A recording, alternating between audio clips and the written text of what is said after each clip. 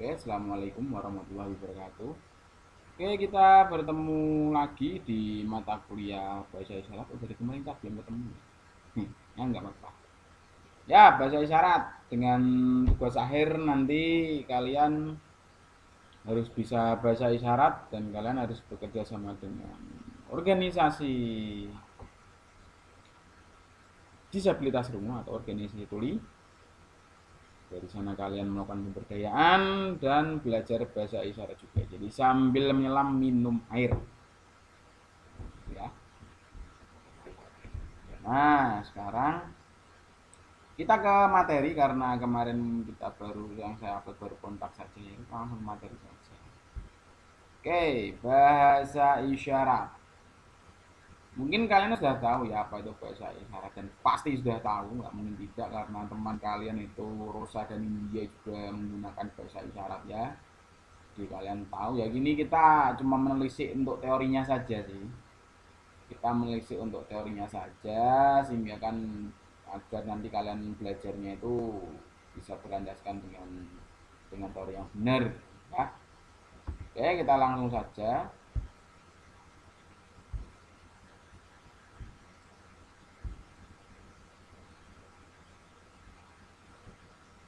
Oke, kita ke pengertian. Oke, bahasa isyarat.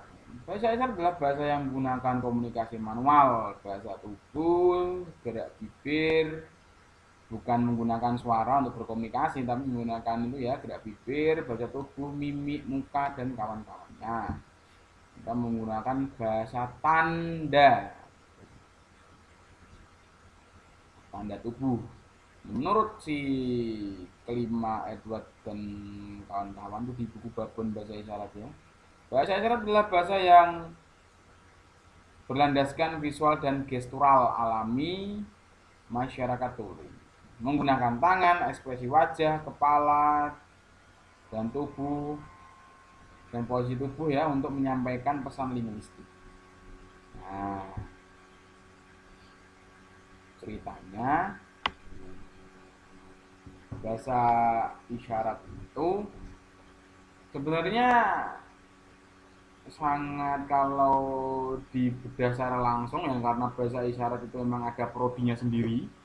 Kita susah ya untuk secara teoritis tapi ada buku babon yang sudah saya upload di materi kemarin. Nah, itu rencananya sembari kalian berbahasa isyarat kalian juga saya tugaskan untuk itu tugas chapter ya untuk mengartikan meringkas dan membuat makalah dari itu.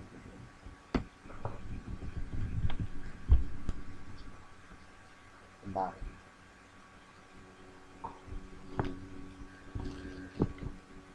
Oke. Lalu pengertian lain yaitu mengatakan bahwa bahasa isyarat adalah gestur atau bahasa tubuh atau salah satu cara berkomunikasi menggunakan gerakan-gerakan tubuh. Bahasa isyarat akan lebih digunakan permanen oleh tuli karena mereka memiliki bahasa sendiri. Yap, betul. Karena itu gini-gini, secara konsepsi, secara konsep bahasa isyarat itu kita sudah melakukan semenjak kita bayi. Percaya nggak? Kalian dulu minta minum ke emak kalian kan kalian pasti nangis gitu kan. Dan kalau kali popok kalian itu basah nangis. Terus ketemu orang yang tidak disukai nangis. Terus ketemu sama ibu kalian tersenyum. Terus kalian tidak suka makanan akan menolehkan wajah. Itu kan semua isyarat. Jadi pada dasarnya bahasa isyarat itu adalah bahasa alamiah manusia gitu, bukan bahasa lain. Jadi kita aja yang merasa lain karena kita menggunakan bahasa oral, bahasa verbal. Kan gitu. Dari awal pun gitu. Dan sekarang kita juga menggunakan isyarat kok. Kalau ada mahasiswa telat, paling saya cuma diem, itu kan sebuah isyarat.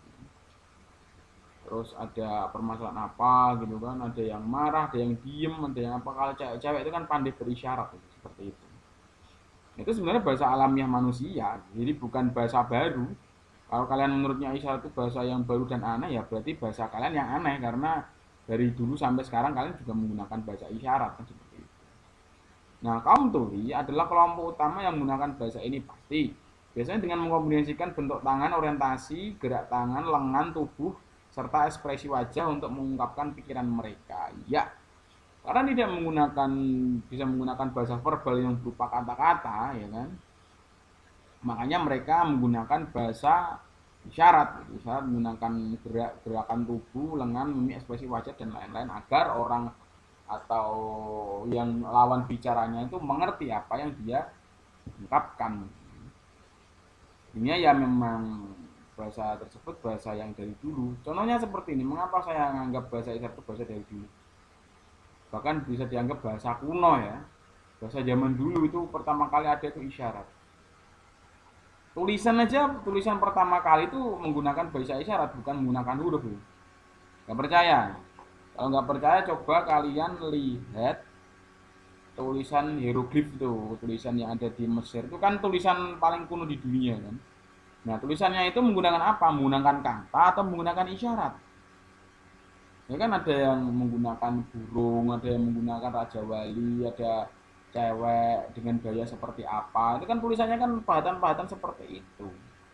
Menggunakan segitiga, menggunakan kota, itu kan sebuah simbol, itu menggunakan isyarat. Jadi orang dulu nggak kenal tulisan, kenalnya ya bahasa isyarat gitu. Itu bahasa isyarat tulis itu ada, ya itu tulisan hieroglif tadi, itu tulisan orang Mesir zaman dulu kuno itu yang katanya peradaban yang paling canggih zaman dulu itu di Mesir itu menggunakan bahasa isyarat. Jadi jangan main-main dengan bahasa isyarat gitu. Kan bahasa isyarat itu bahasa yang nenek moyangnya bahasa. Nah, itu harus kalian pahami.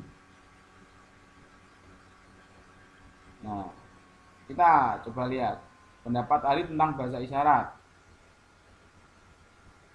Itu yang L. Evans itu mengatakan bahwa kontak antara anak tunarungu melalui bahasa isyarat akan menjadi sangat miskin dibandingkan dengan anak dengan dengar bila hanya baca ujaran. Oh, gitu.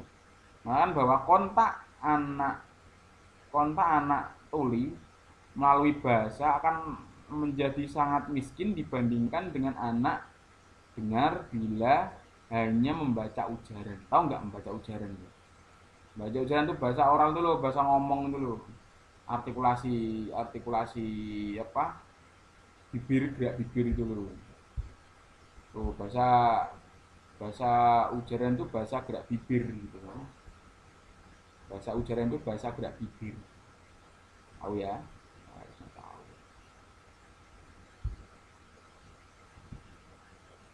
Nah, itu kan akan lebih kosakatanya akan lebih sedikit.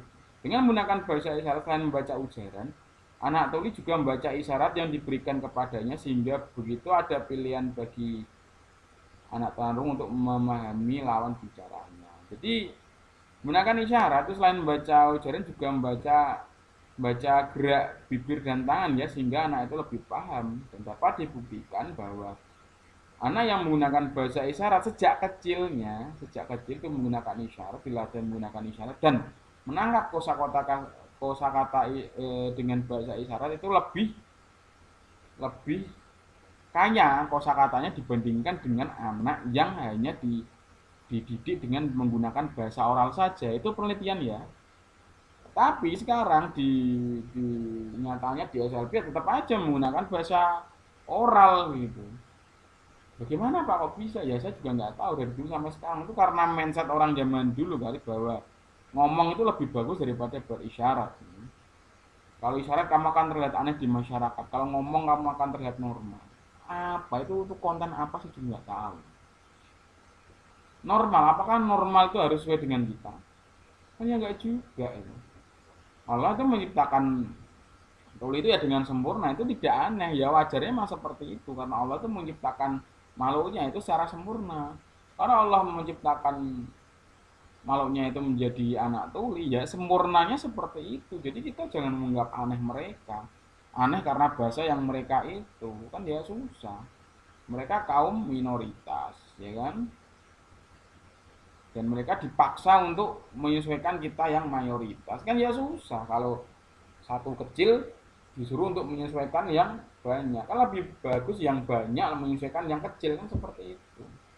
Dengan apa ya? Dengan menggunakan bahasa isyarat, dengan memfasilitasi mereka menggunakan bahasa isyarat, terutama dalam segi pendidikan. Karena pendidikan itu ya tidak cuma transfer of knowledge tapi juga memberikan pemahaman kepada siswa tentang nilai dan norma kan gitu. Jadinya guru itu untuk memahamkan nilai kan ya tidak cuma melulu dengan tulisan kan juga dengan perkataan. Karena perkataan tidak bisa ya menggunakan bahasa isyarat. Kan anak akan lebih mengetahui. Jangan ditiru di zaman sekarang itu kan ya guru-guru menggunakan oral apa. Jadi siswanya nggak paham, gurunya yang ngomong apa, menjelaskan apa, siswanya cuma iya iya iya aja. Pasti kan seperti itu. Coba kalian ke sekolahan gitu kan. Terus ada guru tuh yang ngomongin apa menjelaskan terus kalian masuk gitu. Tadi gurunya ngomong apa? Pasti anak tuh akan nggak paham. Ya saya iya iyain aja biar cepat. Masih gitu. Itu karena apa? Karena guru tidak mengerti siswa. Guru itu masih kekeh terhadap pemikirannya yang menggunakan bahwa oral itu lebih baik.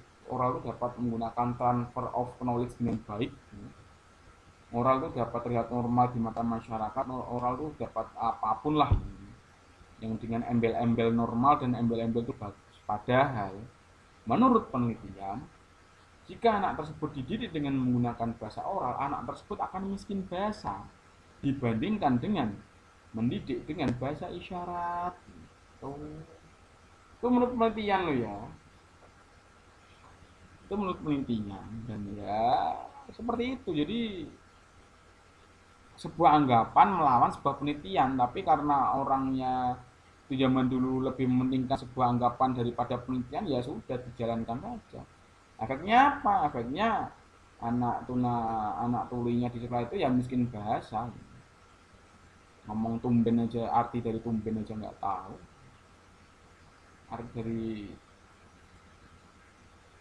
bahasa-bahasa yang abstrak juga nggak tahu, ya susah kan. Makanya basicnya itu ya bukan bahasanya tapi tulisannya. Kalau ingin membuat anak itu bisa transfer of knowledge dengan bagus ini, medianya apa ya? Buku. Media apa? Baca. Ya latih anak tersebut dengan EYD yang bagus gitu. Dia bisa membaca dengan bahasa Indonesia yang baik dan benar. Jangan memaksa anak tersebut untuk berisyarat menggunakan bahasa yang baik dan benar. Ya susah karena table of contentnya isyarat dengan bahasa oral itu berbeda. Ada tuh Pak, bahasa CB itu kan seperti bahasa SPOK, bagus itu bahasanya. Iya bagus menurut guru, menurut kalian. Tapi nggak bagus menurut dia. Kita aja ngomong kita menggunakan bahasa kita sendiri. Apalagi kalau dia menggunakan bahasa dengan ejaan yang baik dan benar. Bayangkan kalian harus menggunakan kata-kata bagus setiap hari, setiap ngobrol. Betah nggak kalian? Nah, seperti itu apa yang mereka rasakan. Nggak betah pastinya. Apalagi dengan kebingungan-kebingungannya ya. Oh, itu juga sama. Nah, anak tuli tidak akan menimbulkan masalah apabila menggunakan bahasa isyarat atau bahasa lisan. Menurut Somat Panarian dan berkomunikasi dengan menggunakan bahasa isyarat ini tidak berbeda dengan komunikasi menggunakan bahasa lisan. Menurutnya tahun 96 Bu Planarian Somat dan Bu Tati itu dosen UPI, ya kan? Dosen UPI itu dosen dengan pro dengan menggunakan bahasa isyarat CB atau menggunakan bahasa oral. Nah itu. Jadi efeknya mula-mulanya itu kenapa orang diajari tulis sekarang diajari oral ya karena orang-orang ahli-ahli dulu itu berpendapat bahwa nggak ada bedanya antara isyarat dengan lisan. Padahal sangat berbeda sekali untuk penelitian zaman sekarang. Itu kan menurutnya dulu teori-teori dulu. Makanya kan teori itu berkembang. Jadi jangan sampai buku tahun-tahun alif kecuali buku babon ya, buku yang kontennya itu bisa dipakai sepanjang masa itu tahu gitu seperti ini gitu kan. Ya, harusnya ya harus update ilmu juga sampai sekarang karena ilmu itu berkembang gitu. Bedanya yuk kalian bisa lihat lah bedanya ya bagaimana penguasaan itu kan anak-anak SLB kan menggunakan teori dulu kan. Nah coba kalian lihat tuh apakah seperti ini, apakah sistem tidak berbeda dengan komunikasi dengan menggunakan bahasa lisan. Nah coba tulis komentar kalian di kolom komentar ya tuh. Oke mungkin ini saja yang bisa saya sampaikan pertemuan saya akhiri. Wassalamualaikum warahmatullahi wabarakatuh.